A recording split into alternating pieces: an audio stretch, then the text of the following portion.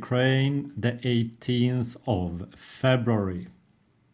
The Telegraph has been able to see the Trump agreement he sent to Ukraine, and it is really much worse than one could have believed.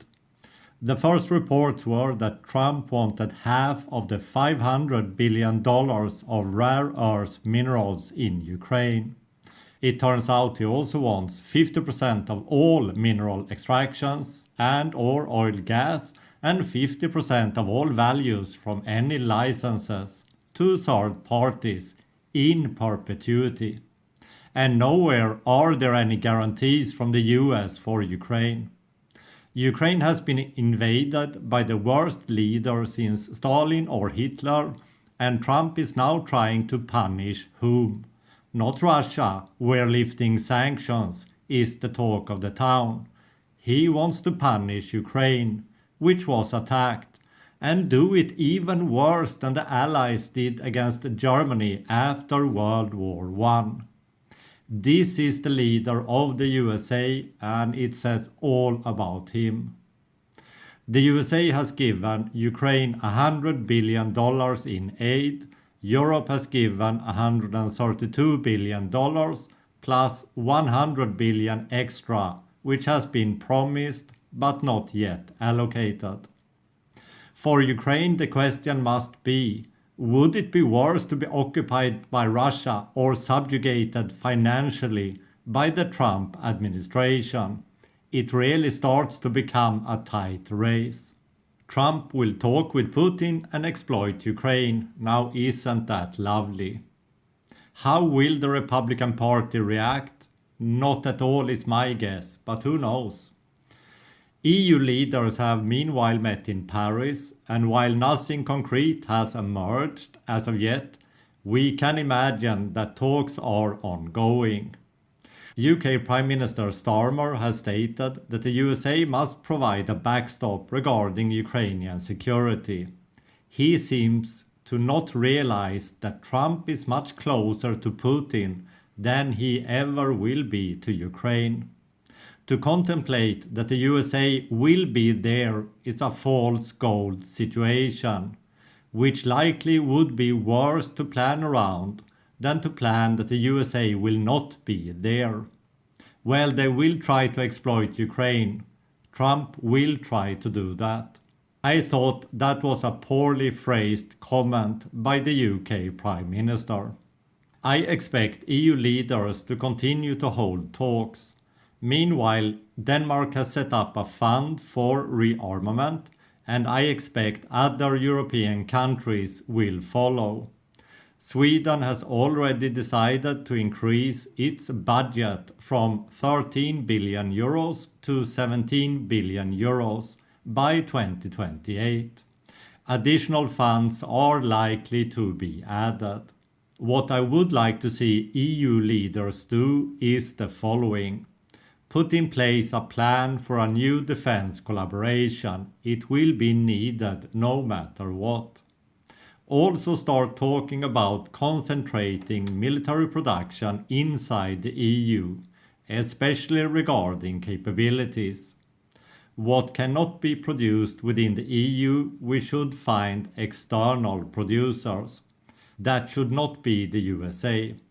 The reason is that it would give the USA a veto for the use or export of such weapons, and that would not be in the European interest, especially under the current administration, which is closer to Putin. But it is not unlikely that coming administrations could take a similar position. Finally, or first, a long-term plan for Ukraine is needed, and I have been pushing for that since last year. What capabilities does Ukraine need? What can Europe provide? What cannot be provided? Are there any other systems that could do a similar job that could be provided by the EU or Europe? Finally, contracts outside the EU for the short term, where South Korea could be a good option. Long-range capabilities should be on the table, for example from Germany, but also from Sweden. And finally, nuclear capabilities. Should that be France and the UK, or does it need to be expanded? That must also be a question we ask at this time. Europe will need both a conventional capability but also a credible nuclear deterrent. Much will happen in the coming weeks, which I will follow, and I hope you will do the same. The situation on the ground. Weather today. Kharkiv, sunny, -6 degrees Celsius. Kremina, sunny, -4 degrees Celsius. Donetsk City, sunny, -4 degrees Celsius. Kherson City, partly cloudy, -1 degree Celsius. The Ukrainian General Staff reported 139 combat engagements in the last 24 hours. Kursk area. Fighting is ongoing, but I have no confirmed Russian gains. We do have reports of Ukrainian counterattacks, but no gains from them either. We can expect heavy fighting. Colder weather could see the fighting increase over the coming week.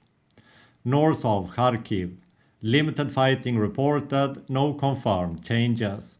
Ukrainian sources report a lack of armored vehicles being used by Russian forces. Kupiansk-Svatove area.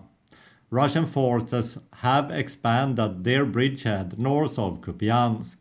Russian gains are not in the Kupiansk direction, but rather north towards Fyolivka. Russian forces are trying to expand their bridgehead direction west, but have not made any significant gains in that direction over the last week. Russian gains remain limited here.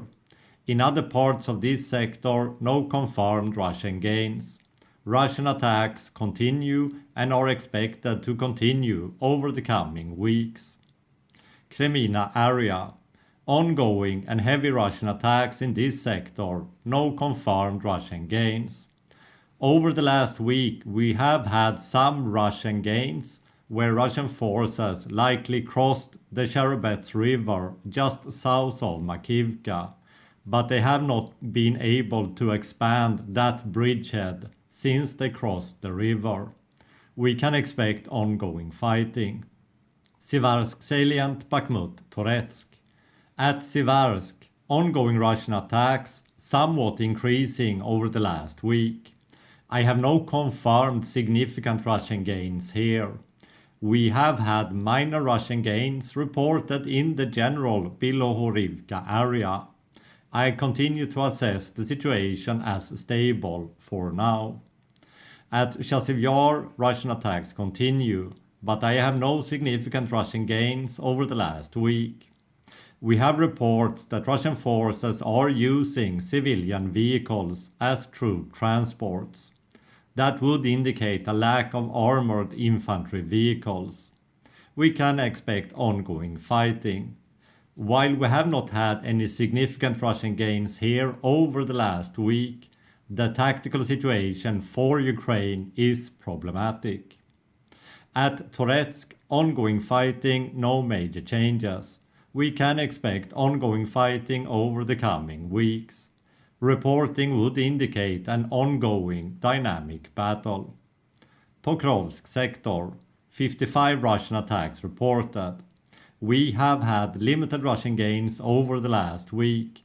They have managed minor gains at Baranivka. They also have made some gains at Shribne, south of Pokrovsk. The situation have not really changed.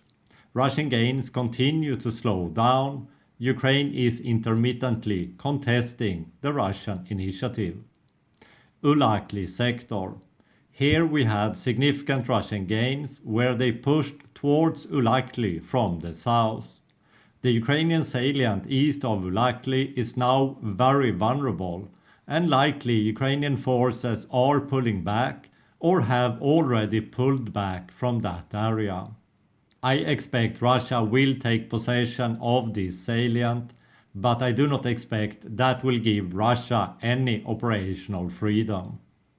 Vremivka area. We have Russian gains at Novi Komar, where they have made a narrow penetration direction north. We also have Russian gains west of Vremivka, where they have pushed north on a somewhat broader front. General conclusions.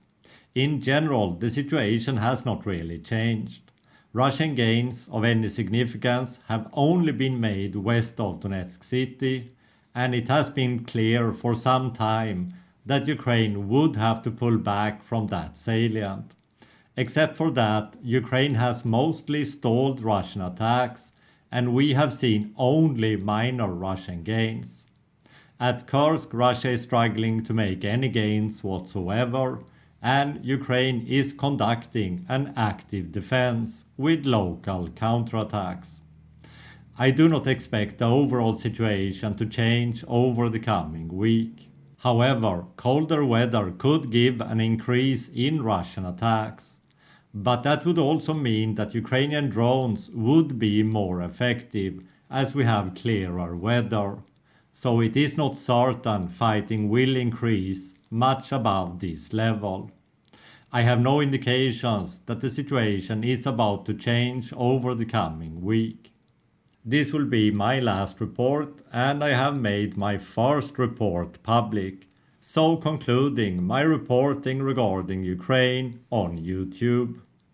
I have had the honor of meeting some very cool people, and them I will remember. You know who you are, and I take a bow to you all. Personally, I will move my reporting away from YouTube, but if that will be public or not is not certain at this time. JMS signing off.